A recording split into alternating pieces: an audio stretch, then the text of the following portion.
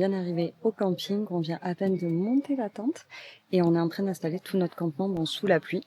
Mais on va passer un bon petit week-end. On est venu passer un week-end avec tous nos amis, donc là on est à 4 voitures. On va passer 3 jours parce que lundi c'est Australian Day, donc c'est un jour férié. Et donc on va pouvoir profiter vraiment de ce petit paradis. Là il est déjà plus de 18h. Demain je filmerai, on est juste à côté d'un cours d'eau où on va pouvoir se baigner et profiter. On est arrivé dans un endroit qui est sublime, vraiment en pleine nature. Bon, on a pris pour notre premier camping un camping avec les sanitaires et l'eau courante. Donc c'est quand même très pratique. On a monté la tente de toit et on a également étendu le gazebo pour pouvoir se poser juste en dessous.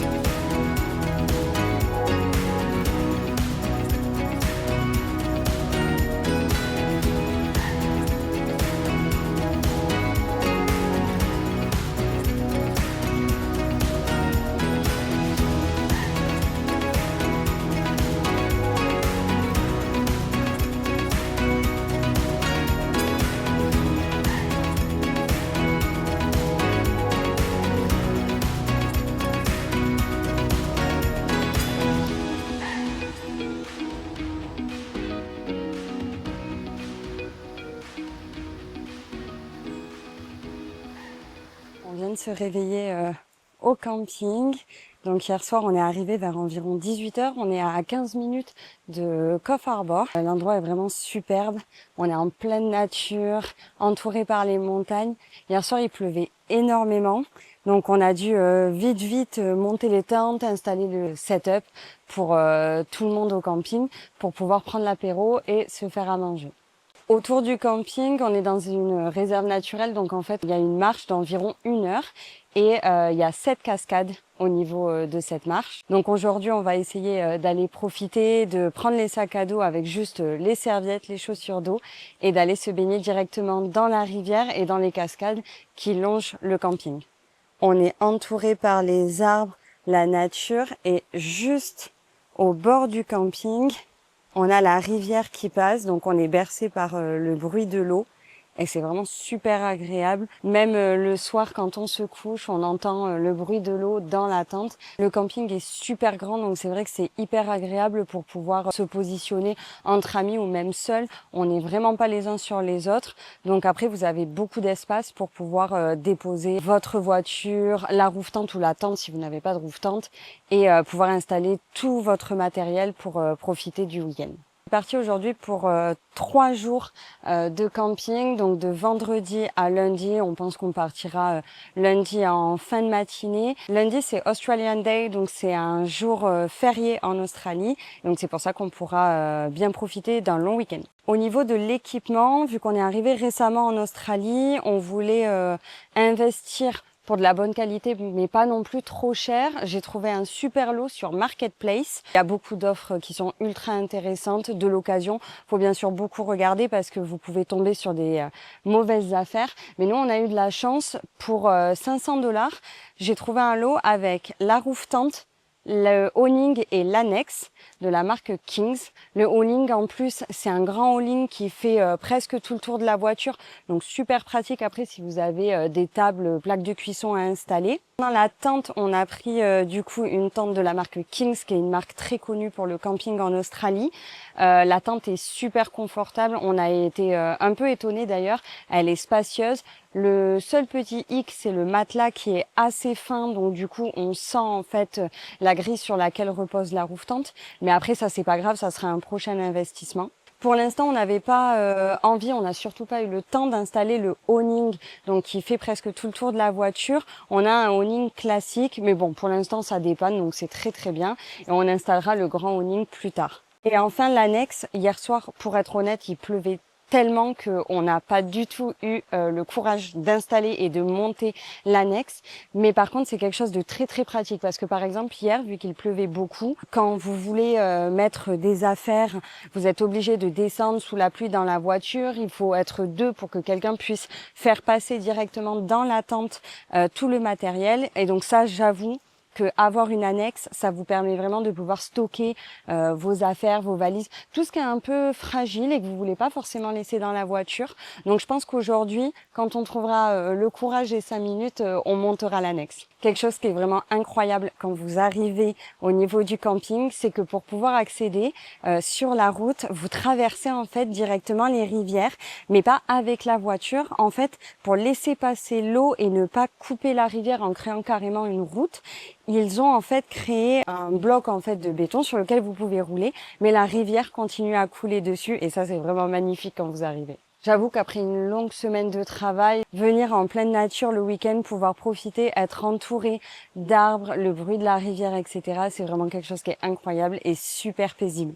Ça permet en fait de pouvoir déconnecter, se ressourcer, passer un super moment entre amis. Il faut juste anticiper parce que même si vous avez Coff Harbour à 15 minutes, donc vous avez station-service, magasin pour pouvoir acheter de la nourriture, etc., c'est important de pouvoir anticiper. Nous, on est tous équipés de frigo. On a pris un frigo pour 4 qui fait 65 litres. Donc, on a largement de quoi tenir 3 jours.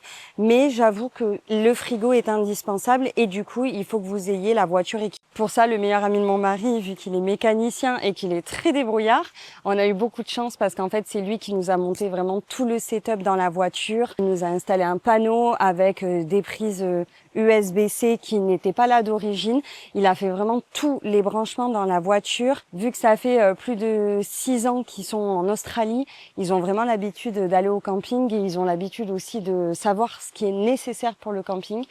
Donc, vous êtes obligé d'avoir de quoi recharger vos téléphones. C'est quand même plus pratique d'avoir tout dans la voiture. Et surtout, de quoi recharger le frigo sans pour autant utiliser votre batterie principale. J'ai dû justement pour ça acheter une batterie secondaire qu'on a mis proche de la batterie principale. Chose à savoir très importante sur ce camping, il n'y a pas de réseau du tout. Donc parfois on arrive à capter quelques secondes, mais vraiment minimes de réseau. Et donc prévenez les personnes de votre entourage pour pas qu'ils s'inquiètent avant de venir. Et surtout si vous vous retrouvez entre amis, soit vous partez tous ensemble en convoi comme ce qu'on a fait nous, soit définissez bien le lieu de rendez-vous parce que ça peut être très vite compliqué de se retrouver. Pour être honnête, c'est ma toute première fois en camping. J'avais fait un camping, mais qui était vraiment un camping organisé en France. Et c'est une expérience que je voulais absolument faire en Australie parce que c'est quelque chose qu'ils font tout le temps. La plupart des gens en Australie sont équipés et viennent faire du camping. Et là, c'est incroyable de pouvoir voir enfin de mes propres yeux les week-ends qu'on peut se faire ici.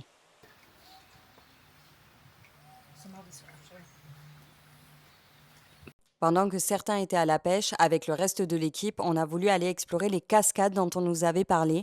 Bon, malheureusement, ça a été un vrai échec. Avec les filles, dès qu'on est sorti de la rivière, on s'est fait attaquer par des sangsues, donc on a préféré rebrousser chemin et repartir au camping pour monter l'annexe et enfin pouvoir ranger nos affaires et les sortir de la voiture.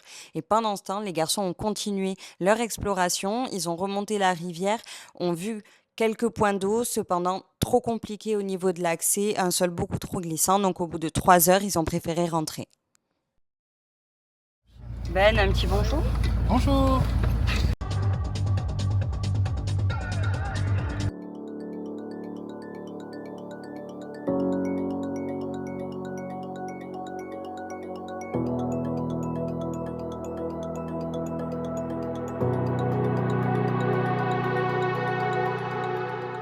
Ce matin, on a voulu explorer les cascades autour du camping et au final, ça a été très compliqué. En fait, elles ne sont pas du tout accessibles.